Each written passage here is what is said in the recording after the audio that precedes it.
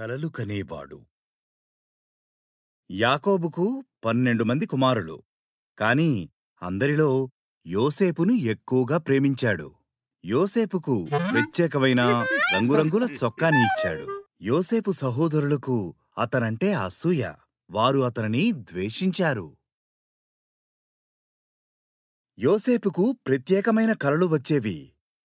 నా కలలో గోధుమ పంటను కట్టలుగా కడుతున్నాము.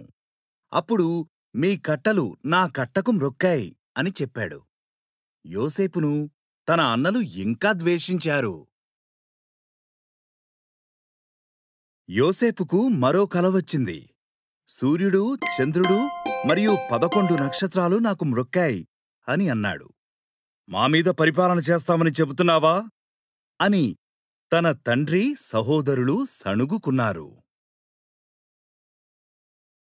ఒకరోజు యోసేపు సహోదరులు వారి గొర్రెలను చూసుకుంటూ పొలంలో ఉన్నారు.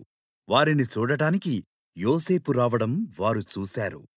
అతనిని చంపి తన కలలన్నింటికీ ముగింపు తీసుకురావాలని వారు అనుకున్నారు.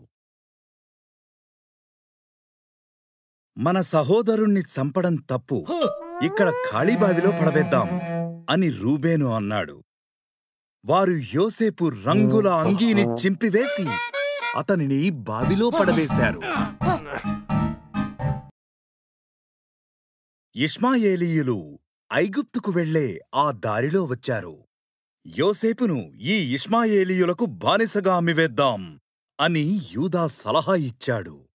ఆ సహోదరులు యోసేపును 20 వెండి నాణాలకు అమ్మివేశారు. యోసేపు చొక్కాని ఆ సహోదరులు మేక రక్తములో ముంచి దానిని యాకోబుకు చూపించారు. నా కుమారుడు మరణించాడు అని ఆయన ఏడ్చాడు. అంతలో యోసేపు ఐగుప్తుకు తీసుకెళ్లబడ్డాడు. కాని దేవుడు యోసేపుతో కూడా నున్నాడు. ఐగుప్తులో ఆ ఇష్మాయేలీయులు యోసేపును ఫరో అధిపతులలో ఒకడైన పోతీఫరుకు అమ్మివేశారు. దేవుడు యోసేపును ఆశీర్వదించి అతనికి విజయమునిచ్చాడు. పోతీఫరు యోసేపును తన ఇల్లంతటి మీద అధికారిని చేశాడు.